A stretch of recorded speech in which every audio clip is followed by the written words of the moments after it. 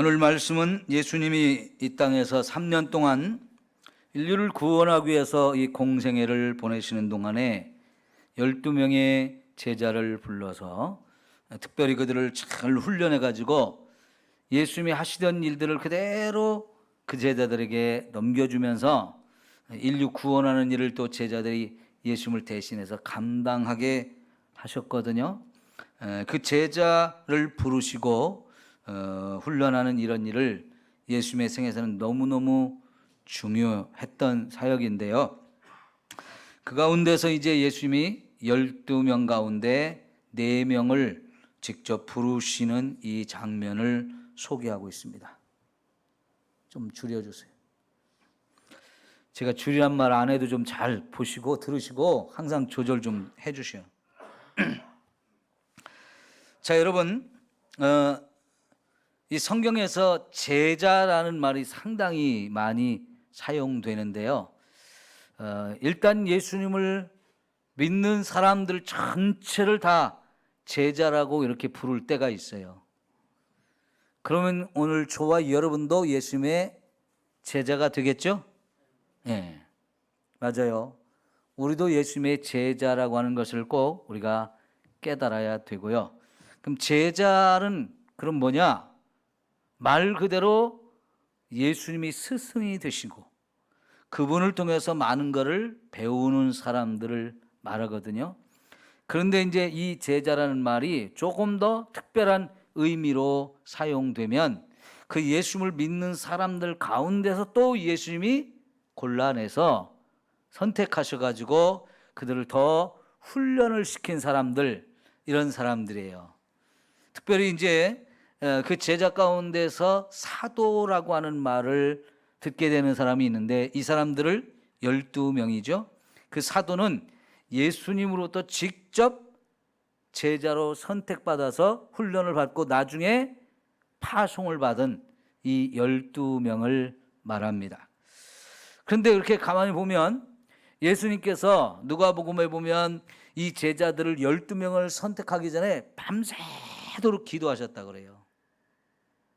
그리고는 이제 한 명 한 명을 정말 신중하게 선택을 했는데 나중에 보면 결과적으로 그 가운데 한 명은 실패하죠. 가룟 유다, 그 사람은 실패자가 나왔어요.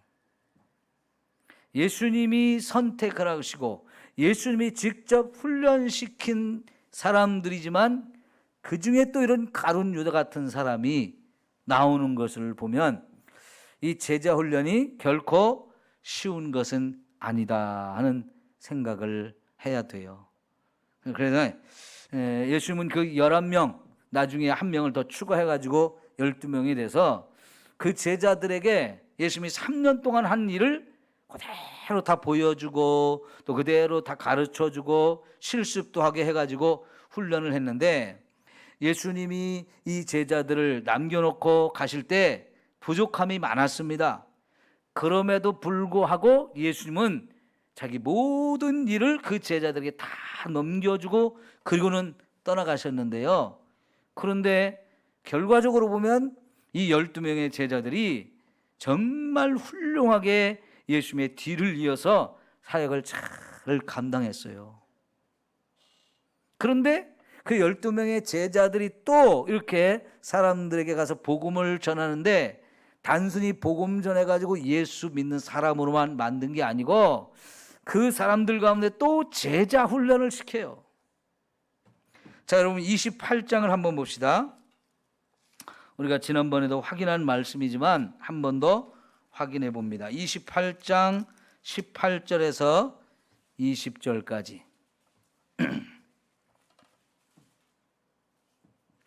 예수께서 나와 말씀하여 이르시되 하늘과 땅의 모든 권세를 내게 주셨으니 그러므로 너희는 가서 모든 민족을 제자로 삼아 아버지와 아들과 성령의 이름으로 세례를 베풀고 내가 너희에게 분부한 모든 것을 가르쳐 지키게 하라.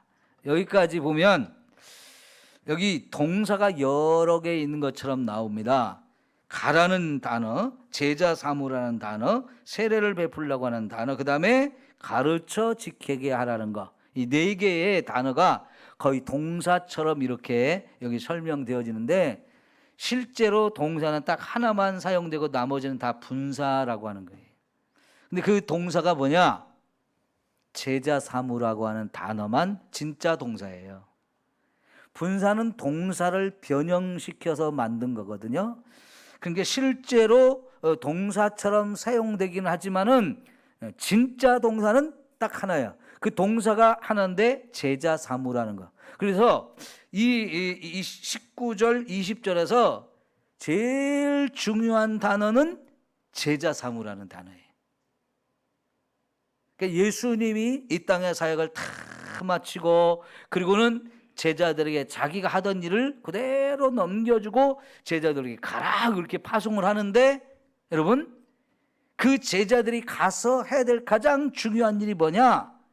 제자 만드는 일이라는 게 제자 만드는 사람들이 가서 복음을 전하고 그 사람들이 예수 믿게 하고 또 세례받게 하고 이게 다 중요해요. 다 중요한데 그 중에서도 제일 중요한 것은 결국은 그들을 제자로 삼는 일이었다는 거예요.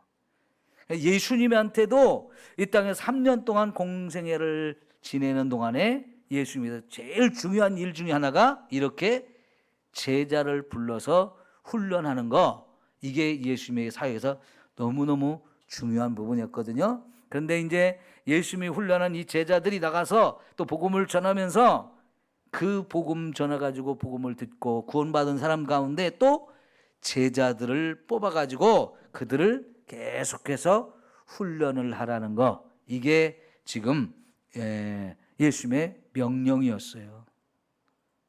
근데 예수님에게 있어도 또 제자들에게 있어서도 계속해서 이 제자 훈련은 너무너무 중요한 사역이었는데요. 이 초대교회는 이 제자 훈련이 굉장히 강하게 계속 유지되고 전수되고 했거든요. 그런데 여러분 이 교회가 세월이 흘러가면서 제자 삼는 일을 잃어버렸어요. 특별히 중세 시대가 되면서 제자 훈련이라는 게 완전히 다 없어졌어요. 로마에 의해서 기독교가 핍박을 받을 때는 제자 훈련을 정말 잘했어요. 그러다가 로마가 기독교를 아예 국가의 정식 종교로 만들면서 이제는 제자 삼는 일을 하지 않아도 모두가 다 예수 믿는 사람이 돼버린 거예요. 로마 전체가. 근데 그 중에는 엉터리도 많게 됐어요.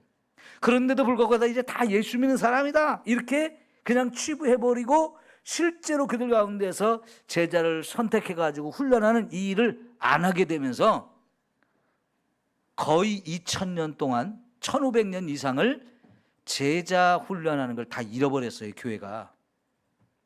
그러다가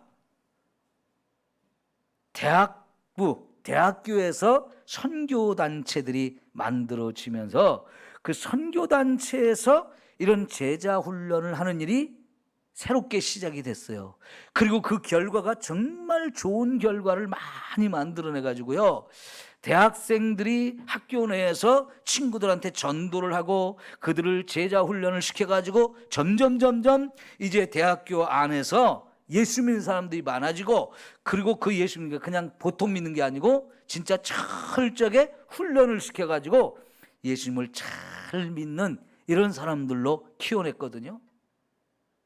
근데 그런 걸 보면서 교회가 깜짝 놀랐어요. 아, 저게 바로 예수님이 하시던 일인데 초대교회에 저게 굉장히 강하게 일어나던 강점이었는데 교회가 저걸 잃어버리는데 아, 저걸 교회에서도 해야 되겠구나. 드디어 눈을 뜨고 교회 안에서도 이 선교단체에서 진행하던 제자훈련을 받아들여가지고 교회에서도 활발하게 제자훈련을 하기 시작했어요.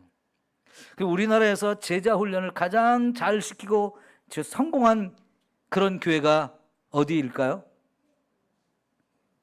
서울에 가면 사랑의 교회라고 하는 곳.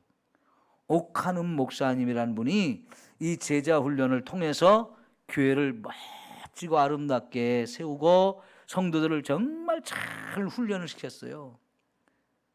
그러니까 전국에 있는 수많은 목사님들이 그 교회 그 제자 훈련이 어떻게 되는 건지를 좀 배우고 싶다 가지고 정말 많은 목사님들이 거기서 훈련을 받으면서 전국의 많은 교회로 이 제자 훈련이 퍼져 나갔는데, 사실은 사랑의 교회에서 하는 이 제자 훈련이 굉장히 어려운 훈련이었어요. 강남의 서초동, 강남의 강남역 부근에 거기에 교회가 있다 보니까요, 우리나라에서 제일 공부 많이 한 사람들, 똑똑한 사람들, 좋은 직장을 가진 사람들, 이런 사람들이 하기에는 좋은 훈련이었어요. 근데 어쨌든 어렵고 힘들어요. 근데 이거를 전국의 교회에다가 이렇게 막 보급을 해가지고 하려고 하니까 교회들마다 아이 그거 힘들어 못하겠어요 하는 데가 막 자꾸 나오는 거예요. 그래서 사랑의 교회에서도 왜 힘들다고 할까? 우리는 잘 되는데. 자꾸 연구해 보니까요, 어떤 결론이 나왔느냐면 사랑의 교회에서 하는 스타일은 예수님이 제자를 뽑아가지고 훈련하는 스타일로 했어요. 근데 그게 되는 데가 있고 되는 사람이 있고 안 되는 교회가 있고 안 되는 사람이 있더라는 거예요. 그거 왜 그럴까? 연구를 해보니까 사도행전 이후에 제자 훈련은 예수님이 제자들을 선택하고 훈련하는 거하고는 좀 다르더라는 거예요. 그래서 그런 차이점을 발견하고 이제 또 새롭게 제자 훈련을 각 교회에다 접목하는 구체적인 방법을 더 연구하고 해가지고 더 많은 교회들이 이제 제자 훈련을 하게 해서 정말 많은 교회들이 했습니다. 그런데 어쨌든 어려워요. 그래서 이걸 고민하던 목사님 한 분이 우리는 좀 더 쉽게 할 수 있는 방법은 없을까? 그렇게 고민하다가 하용조 목사님, 온누리교회라고 있죠. 그 하용조 목사님이 새로운 교재를 만들고 새로운 스타일로 했는데, 그거는 1대1로 이렇게 한 사람이 한 사람을 제자로 삼아서 훈련하는 이런 방식을 해가지고요. 그것도 짧은 기간에, 길면 한 5개월, 좀 짧으면 한 4개월 정도의 짧은 기간에 끝낼 수 있는 이런 쉽고 간단한 방법으로 이 제자 훈련을 만들어냈는데요. 그것도 많은 교회에 보급을 해서 정말 좋은 효과를 거두게 되었는데, 우리 교회도 바로 그거를 하려고 그래요. 온누리교회에서 만들어낸 이 1대1 제자 훈련, 이거를 지금 제가 준비를 다 해놨고요. 이제 우리 장로님들부터 하기로 했어요. 그래서 이렇게 훈련을 해 나가는데, 여러분 관심 갖고 기도해 주시고, 또 여러분에게 이제 훈련을 하라고 제가 이렇게 말씀을 하고, 또 훈련 받은 분들이 당신하고 나하고 좀 같이 1대1로 제자 훈련합시다 그러면 여러분이 기꺼이 좀 같이 참여해서 우리 많은 성도님들 함께 제자 훈련을 했으면 좋겠습니다. 대답 좀 크게 좀 해봐요. 네? 뭐 훈련한다면 겁부터 나가지고 막 그거 어떻게 하나 걱정할 거 없어요. 쉬운 방법으로 하니까. 그러나 좀 각오는 해야 돼요. 훈련 받는 거니까 좀 단단히 각오를 하고 좀 열심히 해가지고 진짜 예수님을 닮아가고 예수님처럼 살 수 있는 저와 여러분이 되었으면 좋겠어요. 네? 이왕에 예수님 믿는데 예수님 제대로 알아야 되고, 무엇보다도 예수님을 진짜 닮아서 예수님처럼 사는, 이게 진짜 저와 여러분 예수 믿는 거고요. 이거는 그냥 되는 게 아니고 훈련을 해야만 이게 되는 거예요. 저기 하선이가 이제 1학년이거든요. 이제 3, 4, 5, 3개월 학교 다녔어요. 이제 6월 달 됐는데 지금도 보면 글씨 모르는 게 많아요. 그런데 올 1년 지나면 제가 어떻게 될까요? 웬만한 글씨는 다 읽고 쓰고 잘할 거예요. 어떻게 그렇게 되겠습니까? 훈련하면 되는 거예요. 훈련하면. 어제 외할머니 집에 제가 하람이라고 하는 언니하고 같이 있는 걸 잠깐 봤는데요. 둘이 노는 걸 보니까 이만한 화첩 있죠? 그거 하나씩 들고, 언니가 2학년이거든요. 언니가 하선이 붙들고 글씨를 뭘 쓰라고요? 받아쓰기를 해주는 거예요. 받아쓰기. 그리고 이게 글씨를 이제 받아쓰기를 해야 되는데 모르는 글씨가 있거든요. 그러면 언니가 이렇게 쓰는 거야 하고 가르쳐 줘요. 그러면 그렇게 이제 그렇게 해가지고 쓰잖아요. 그러면은 뭐 98점이야 뭐 그러면서 이렇게 점수 매겨주고 다 잘 쓰면 100점 이렇게 하면 또 좋아하고, 둘이 그렇게 노는데 보니까요 2학년이 1학년을 충분히 가르치더라니까. 그 1년 차인데도 불구하고요 벌써 2학년 되면 글씨 다 알게 돼가지고 1학년짜리를 가르치더라고요. 보면서 참 재밌게 봤어요. 제가 기특하다. 네. 여러분 이게 훈련하면 얼마든지 저와 여러분이 예수님의 제자가 될 수 있습니다. 훈련을 안 하면 그 사람은 그냥 대충 예수 믿는 사람으로 끝나고요 예수님을 제대로 알지 못하고 예수님을 제대로 믿을 수가 없어요. 그래서 여러분 나도 꼭 훈련을 받아야 되겠다 이런 마음을 가지시고 여러분 꼭 참여하시길 바랍니다. 근데 이거는 좀 시간이 걸리기 때문에 한꺼번에 여러분 다 할 수가 없어요. 그래서 순서대로 이렇게 제가 이제 어느 분을 먼저 하면 좋겠다 이렇게 이제 해가지고 시킬 거니까 올 안에 시작할 분도 있고 내년에 해야 될 분도 있고 3년 후에 해야 될 분도 있고 다 다를 거니까 어쨌든 목사님 왜 저는 안 불러줘요 그러지 마시고 부를 때까지 좀 기다리시고 부르면 바로 여러분 하실 수 있어야 돼요. 네, 그래요. 그렇게 해서 우리 교회 모든 성도들이 이렇게 함께 제자 훈련을 받고 진짜 예수님이 제자로서 거듭나지고 새로워지는 저와 여러분 됐으면 좋겠습니다. 특별히 이제 예수님의 12명의 제자들 가운데서 이 복음서에 예수님이 직접 너 나 따라와 하고 불러준 사람은 5명의 이야기가 예를 들어서 나오고 있어요. 그 중에 이 4명을 부르는 이야기가 오늘 이야기거든요. 자, 처음에 부른 사람은 베드로하고 안드레, 이 형제예요, 형제. 그 다음에 두 번째 부른 사람은 야고보하고 요한, 이들도 형제예요. 형제 두 사람을 이렇게 불렀는데 부른 장소가 거의 비슷한 곳에서 불렀어요. 오전에 우리가 봤을 때 예수님이 나사렛이라고 하는 어려서부터 자란 동네를 떠나서 이제 갈릴리 가버나움으로 이사 갔다고 그랬죠. 그리고 그 가버나움이 예수님이 이제 3년 동안의 공생애의 중심지였다 그랬어요. 근데 그곳이 바로 갈릴리 호수라고 하는 이 호수의 바닷가에 있는 그런 동네였는데요. 예수님이 그 바닷가 동네에 있는 이 바닷가를 자주 왔다 갔다 이렇게 하셨던 모양이에요. 그러면서 그냥 뭐 물고기 잡는 곳 구경도 하고 사람들이 뭐 노는 것도 구경하고 뭐 맛있는 거 먹는 것도 구경하고 다 이렇게 보기도 하다가 어느 날 마음 먹고 베드로하고 안드레, 야고보, 요한 이 4명을 너 나 따라와 하면서 불러내셨어요.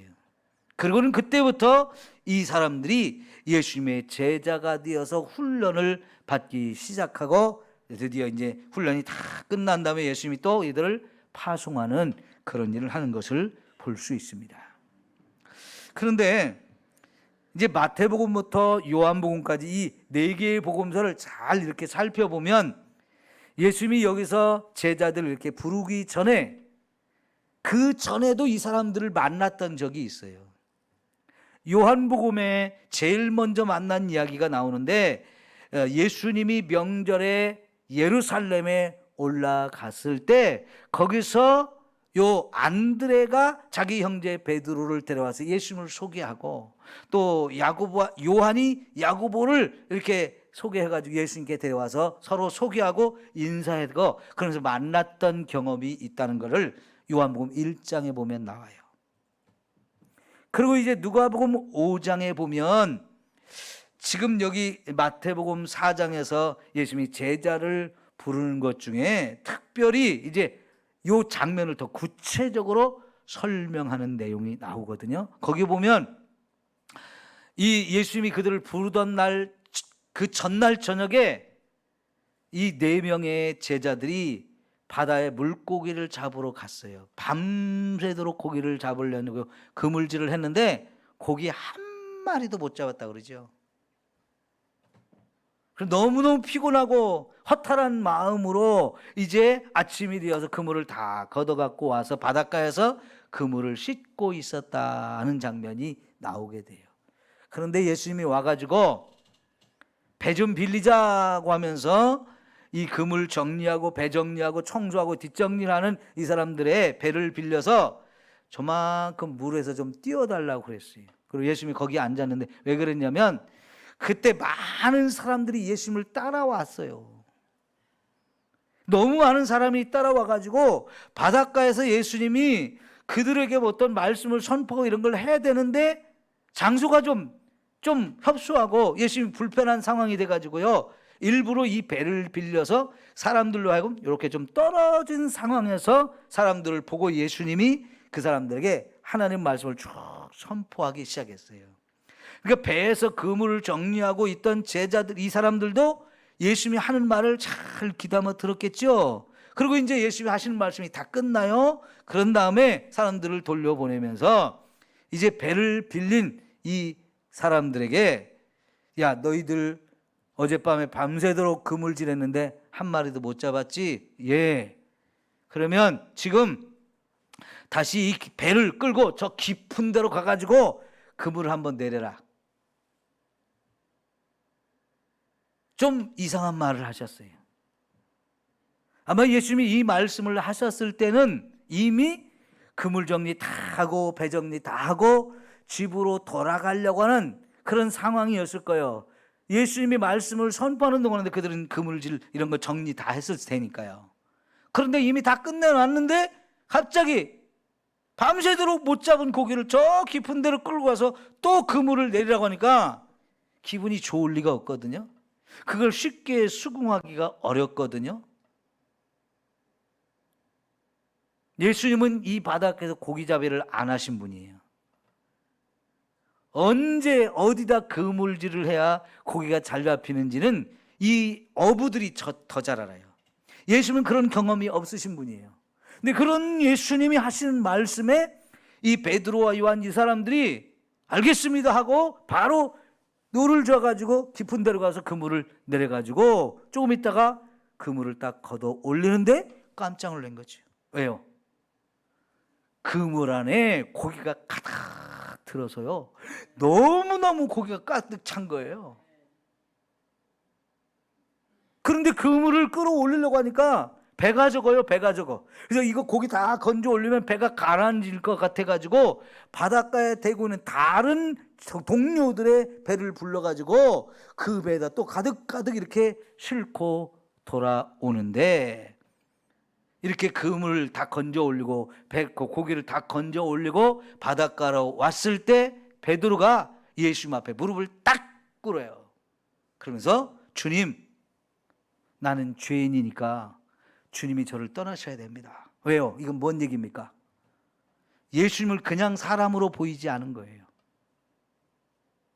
나는 평생 여기서 고기잡이 하면서 살았는데 어디에 고기가 있는지 내가 조금은 알고 있지만 그래도 이렇게 고기를 잡을 수 있는 것은 나로서는 도저히 이해할 수가 없어요. 이거는 하나님이 아니면 할 수 없는 일이라는 것을 베드로가 깨달았기 때문에 그 하나님 되시는 예수님 앞에 죄인된 내가 있을 수 없다는 믿음이 딱 생기면서 그 앞에 무릎 꿇고 예수님, 나는 죄인이니까 나를 떠나주세요. 이렇게 고백했던 거예요. 여러분, 물고기가 언제 어디로 가는지 누구 마음이에요? 엿장수 마음은 아니죠. 자기 마음대로 하는 거죠. 근데 여러분, 요 월명산의 호수로에 가서 한 바퀴 돌다가 잉어 나오는 데 있죠. 잉어 나오는 데. 그죠? 근데 잉어 나오는 데 가면 아무 때나 잉어가 있는 게 아니에요. 거기 없을 때가 있고 있을 때가 있어요. 물고기도 이 민물 낚시도 해보면요, 몇 시부터 몇 시까지 물고기들이 많이 활동하면서 먹이를 찾아다니는 시간이라 이걸 아는 사람은 알아요. 그리고 이 민물고기가 4월달 요때 되면 여러분들이 이제 알을 낳기 위해서 가에 풀 있는 데로 다 와요. 그러면 그때 낚시하기가 제일 좋은 거예요. 뭐 깊이 들어갈 것도 없고 그냥 가에서 풀 있는 데다 딱 던지면 웬만하면 큰 고기들이 잘 잡혀요. 그런 정도 일반적인 상식들을 가지고 낚시를 하러 가거든요. 근데 지금 베드로가 이 고기를 잡은 건요, 그런 그 어떤 상식과도 통하지 않는 너무나 놀라운 일인 거예요. 아니, 그 시간에 그 깊은 곳에 그렇게 많은 물고기가 모여 있을 줄 예수님이 어떻게 할까? 그는 그 갈릴리 바다에서 평생 물고기 잡이 했던 사람들도 모르는 거예요. 그러니까 베드로가요, 야, 도대체 이런 놀라운 일을 할 수 있는 예수님 참 대단한 분이다. 이건 하나님이 아니면 할 수 없다는 생각을 가지고 무릎을 딱 꿇게 돼요. 그때 예수님께서 너는 나를 따라오너라 하시면서 이제부터는 네가 사람을 낚는 어부가 되게 할 거다. 그 말씀을 들을 때 베드로가 네, 알았습니다 하고 바로 그 자리에서 결단하고요, 그 고기 잡은 거, 그물, 배 이거 다 내려놓고 예수님을 따라가서 제자가 됐다는 거예요. 근데 그 자리에서 베드로 형제 둘 다 갔고요, 요한과 야고보 이 형제도 예수님을 따라 제자가 그때 되었어요. 그런데 여러분, 그러면 결국 뭐가 되겠어요? 베드로는 이미 결혼한 사람입니다. 장모도 거기 같이 살고 있었어요. 그럼 갑자기 생업을 다 내려놓은 거거든요. 그럼 자기 가족들 생계는 어떻게 되나요? 베드로가 이거를 생업을 내려놓고 예수님 제자가 되는 바람에 결국은 이 베드로의 가족들은요, 부인하고 장모님이 생활을 책임져야 됐어요. 가장인데 이 책임을 지금까지 감당해왔던 사람이 이거를 딱 내려놓고 제자가 된다는 것은 이게 보통 일이 아니에요. 그때 당시에 유대 사회는 많은 랍비라고 하는 사람들이 있었어요. 유대인들은 선생님을 랍비라고 이렇게 부르거든요. 그 많은 훌륭한 선생님들이 있었는데 그들은 다 율법을 가르치는 분들이거든요. 그들이 율법을 가르치는 선생님이 생기면요, 제자들이 찾아와요. 선생님, 저를 제자로 좀 받아주십시오 하고 이제 사람들이 제자 훈련을 받으려고 훌륭한 선생님 밑에 사람들이 막 오는 거예요. 근데 그때 갈 때는 진짜 우리말로 하면 월사금을 가져가야 돼요. 자기 먹을 거 가지고 가서 선생님 저를 받아주시면 제가 먹을 걸 가져왔으니까 받으시고 훈련을 받게 해주세요. 그러면서 같이 먹고 자고 하면서 거기서 훈련을 받는 거예요. 그게 이제 그 당시에 보통 이런 훈련을 받는 건데, 예를 들면 사도 바울이 예수님 제자가 되기 전에 바로 그런 일을 했던 사람이에요. 그 당시 가장 훌륭한 가말리엘이라는 선생님이 유대사에서 최고 존경받는 선생님이었거든요. 근데 바울이 거기서 훈련을 받은 사람이에요. 그러니까 유대인의 이 선생님 중에서 최고 선생님 밑에 가서 훈련을 받은 이 바울이기 때문에요, 그 자부심, 자기의 이 스펙에 대한 이 자부심이 엄청나게 높은 사람이거든요. 근데 당시에 그렇게 다 제자 훈련을 받았어요. 그런데 예수님은요, 자기가 직접 자기 제자 될 사람을 찾아서 너 나 따라와 가지고 12명을 선택한 거예요. 그 중에 이제 4명의 이야기가 여기 나오는데, 자, 그거는 뭐냐면 자기 모든 것을 내려놓고 전적으로 예수님 따라다니면서 함께 먹고 자고 하면서 훈련을 받아야 돼요. 그러려면 가족을 다 떠나야 되는 거예요. 이거 보통 일이 아니죠. 가족을 거느리고 있는 사람이, 그것도 가장이 이거 다 내려놓고 예수님 따라가 제자 훈련 받는다는 거, 이거는 보통 일이 아닌 거예요. 아마 요즘에 이런 식으로 제자 훈련한다고 하면은 제자 훈련 받겠다고 하는 사람은 별로 없을 거예요.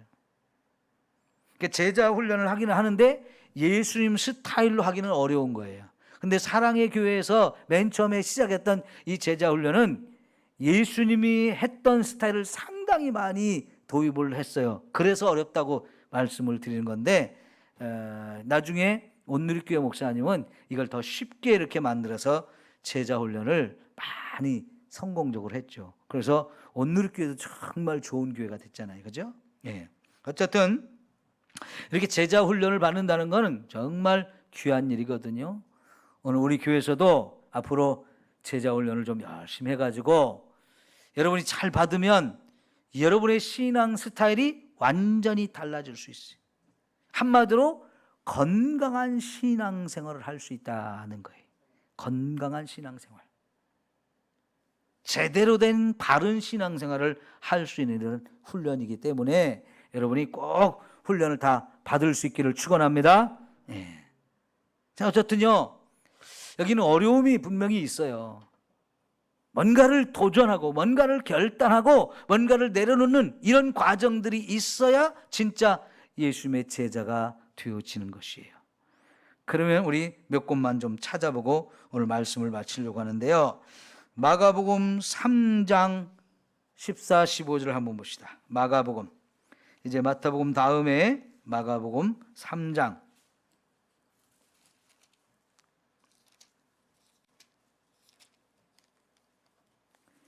14절 15절.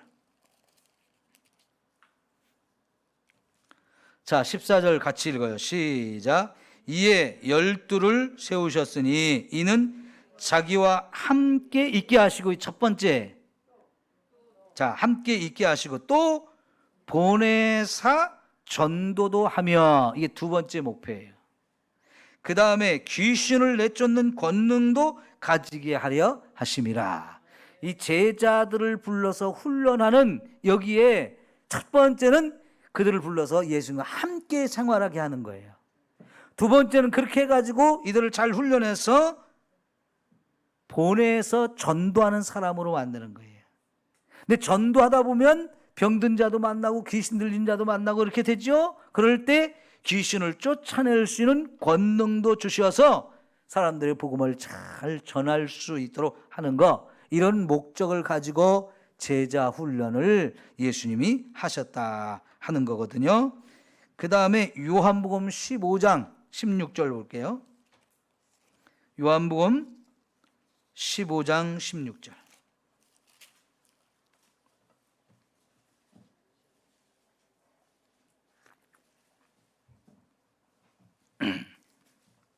자, 같이 읽습니다. 시작.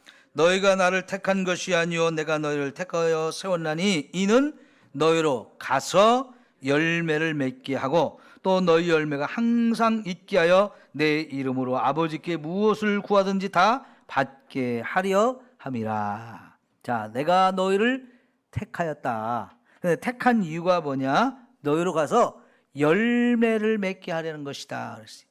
여러분, 지난번에 우리가 신앙생활은 열매가 맺어지는 게 진짜 신앙생활이라고 그랬죠. 열매 없으면 어떻게 돼요? 그건 찍어서 불에 던진다고 그랬잖아요. 그러니까 신앙생활을 하려면 진짜 열매를 맺는 이런 신앙생활을 해야 되는데, 그런 열매 맺는 신앙생활을 하려면 훈련을 받아야 된다는 거예요.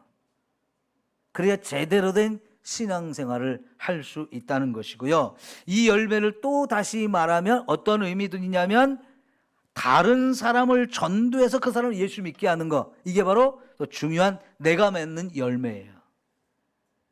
내 생활 속에서 내가 신앙생활을 제대로 하는 것도 열매 맺는 거고요. 또 다른 의미에서 열매는 내가 다른 사람을 전도해가지고 그 사람 예수 믿게 만드는 거, 이것도 열매예요. 그래서 이런 열매가 맺어지는 신앙생활을 하도록 하기 위해서 예수님이 제자 훈련을 하는 것이고요. 또 그리고 나서 또 하나의 목적이 뭐냐면 우리가 하나님 앞에 무엇이든지 기도하면 하나님이 응답해 주시는 삶. 이 참 축복의 삶이죠. 우리가 기도하는 것마다 다 응답받는다. 얼마나 감사한 일이에요.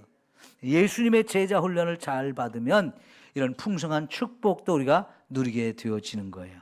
이런 목적이 있어서 이제 제자 훈련을 하니까 여러분, 이런 제자 훈련 받으면 진짜 수지 맞겠죠. 예? 그러니까 해야 되는 거예요. 자, 그런데 예수님이 이런 사람은 내 제자가 될 수 없어 한 사람들이 있어요. 이런 사람들은 내 제자가 될 수 없다, 이런 사람들이 있는데, 이게 뭐냐면 이제 우리 누가복음 9장을 보겠어요. 누가복음 9장.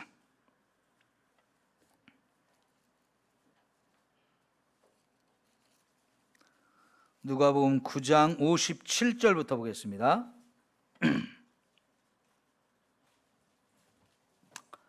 누가복음 9장 57절. 자, 길 가실 때 어떤 사람이 여짜오되 어디로 가시는지 나는 따르리다 하면서 어떤 사람이 선생님, 제가 선생님 따라다니면서 제자 훈련을 받고 제자가 되겠습니다. 나 좀 제자로 삼아주세요 하고 말하는 거예요. 제가 선생님 따라다닐게요. 그랬더니 예수님 뭐라고 그랬어요? 예수께서 이르시되 여우도 굴이 있고 공중에 새도 집이 있는데 인자는 머리 둘 곳이 없다 이렇게 말씀하셨어요. 왜 이런 말씀을 하시는 걸까요? 무슨 의도로? 야, 내가 어디로 가든지 네가 나를 따라와서 내 제자가 된다 그러는데 사실은 나 정처 없이 사는 사람이야. 집도 없고 계속 여기저기 떠돌이 생활을 해야 되는데 그래도 좋으면 따라와 그런 얘기예요. 그래도 너 나를 따라와서 제자 될래? 이게 예수님 따라가서 제자가 되는 게 결코 쉬운 일은 아니라는 거예요. 뭔가 고생할 각오를 하고 뭔가 대가를 지불할 각오를 하고 오라는 거예요. 이런 거 없이 나 따라와서 제자가 되면 뭔가 대단한 유익이 있고 명예를 얻고 뭔가 놀라운 일이 벌어질 것처럼 생각하고 하면 아예 처음부터 오지 마 그런 얘기예요. 그 다음 또 봅시다. 또 다른 사람에게 나를 따르라 하시니 이번에는요 예수님이 어떤 사람을 썼어요. 너 나를 따라와 제자가 되지 않을래? 하고 불렀는데 그가 이르되 나로 먼저 가서 내 아버지를 장사하게 허락하소서 그랬어요. 이 사람이 지금 아버지가 돌아가셨다는 얘기를 좀 듣고 가려고 하는 참이었어요. 장례치료로 가야 될 판이었는데 예수님이 그걸 아는지 모르는지 야, 너 나 따라서 내 제자가 되라. 그랬더니 이 사람이 제가 좋은데요. 근데 좀 먼저 해야 될 일이 있거든요. 우리 아버지가 돌아가셔서 제가 좀 장례를 치러야 되는데 갔다 오면 안 될까요? 이렇게 물었어요. 그랬더니 예수님 뭐라고 했을까요? 이르시되 죽은 자들로 자기의 죽은 자들을 장사하게 하고 너는 가서 하나님의 나라를 전파하라 말씀하셨어요. 근데 예수님 보실 때는 이 사람이 충분히 예수님의 제자가 될 만한 사람이고요. 하면 잘할 것 같아요. 그래서 예수님 제자가 되라고 했는데 이 사람은 그것도 좋기는 좋은데 제가 지금 더 할 일이 있어요. 제가 갔다 올게요 하고 말했어요. 충분히 보내줄 수 있는 겁니다. 갔다 와 하고 허락할 수 있는 건데 사실은 예수님께서 그거 그냥 어차피 돌아가셨는데 네가 간다가 죽은 사람 살아가는 것도 아니고 어차피 장례 치르는 거 너 말고 할 사람 많아. 그러니까 너 이제부터 내 제자가 되어서 하나님 나라 전파하는 일을 해라. 이렇게 말했다는 거예요. 사실 인간적으로 보면 이 사람 자기 부모 장례 치르는 건 굉장히 중요하잖아요. 그런데도 예수님은 그보다 더 중요한 일이 제자가 되는 것. 제자 훈련을 받고 제자가 되는 게 더 중요하다는 의미로 이 말씀을 하셔요. 그 다음에 또 다른 사람에게 이르되 주여 내가 주를 따르겠나이다 마는 나로 먼저 내 가족을 작별하게 허락하소서 그랬어요. 어떤 사람이 나도 예수님 따라 제자가 되겠습니다 이렇게 말했는데 근데요 제가요 집에 가서 식구들하고 좀 내가 예수님 제자가 되겠다고 이제 좀 나 못 오니까 그렇게 알고 나 없어도 좀 잘 살으라고 작별 인사 좀 하겠다는 거예요.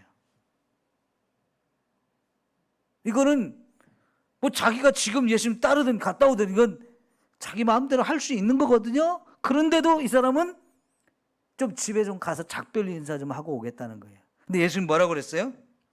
예수께서 이르시되 손에 쟁기를 잡고 뒤를 돌아보는 자는 하나님 나라에 합당하지 아니하도다 그랬어요. 여러분 소를 몰아가지고 쟁기질해서 밭을 가는 사람이라면 어디를 봐야 돼요? 앞만 보고 가야죠. 쟁기질하는 사람이 다른 데 보고 뒤를 보고 그러면요 똑바로 갈 수가 없어요. 여러분 쟁기질을 할 때 똑바로 갈아놔야 거기에 곡식을 심기가 좋은 거예요. 이 삐뚤삐뚤하거나 이제 엉뚱한 방향으로 갈아놓고 그러면 농사 지으려면 이게 한참 고생이에요. 여러분, 밭농사를 지어도 고를 잘 타놔야 비가 잘 빠져가지고 농사가 잘 되죠. 그죠? 특히 고추 농사를 지으려면 골도 깊게 파야 되고 물이 잘 빠지게 고를 만들어 놔야 돼요. 그래요, 안 그래요? 저도 촌놈이라 그 정도는 알거든요. 이게 여름에 비가 오는데 물이 안 빠진다. 그럼 무슨 병 걸릴까요? 고추가? 탄저병 걸리기 십상이에요. 그죠? 물이 안 빠지면 그렇게 돼요. 근데 고추만 그런 게 아니고 밭농사는 다 특히나 물이 잘 빠지도록 골을 잘 타놔야 돼. 그 골 잘 타는 기본이 쟁기질을 잘하는 거예요. 그죠? 쟁기질 한 대로 두둑 만들고 골 타고 이렇게 하잖아요. 그죠? 근데 이게 삐뚤삐뚤하거나 엉뚱한 방향으로 만들어 보세요. 그게 안 되는데 진짜 쟁기질을 잘 하려면 뭘 해야 되냐면 이 소를 몰고 어디로 가야 될지를 앞을 딱 벌써 방향을 정해놓고 몰아야 이게 반드시 갈아지는 거예요. 쟁기질을 하는 사람의 가장 기본은 뭐냐면 지금 여기서부터 내 목표지가 저 TV 있는 곳이다 라고 생각하면 거기만 바라보고 소를 몰아야 똑바로 골이 타져요. 뒤를 돌아보면 어떻게 됐어요? 절대로 이게 제대로 갈 수가 없는 거예요. 그러니까 지금 예수님의 제자가 되기로 한번 결단했으면 다른 거 생각하지 말고 이것만 집중하라는 거예요. 그렇죠? 이게 예수님의 제자가 될 사람들이 마음가짐, 생각 이런 것들을 지금 예수님이 말씀하고 있는 건데요. 여러분, 그래서 제자 훈련하기 위해서는 이것도 그만두고 저것도 그만두고 좀 거기에 집중해서 해야 될 필요가 있는 거예요. 그러다 보면 진짜 좋은 열매를 맺는 거죠.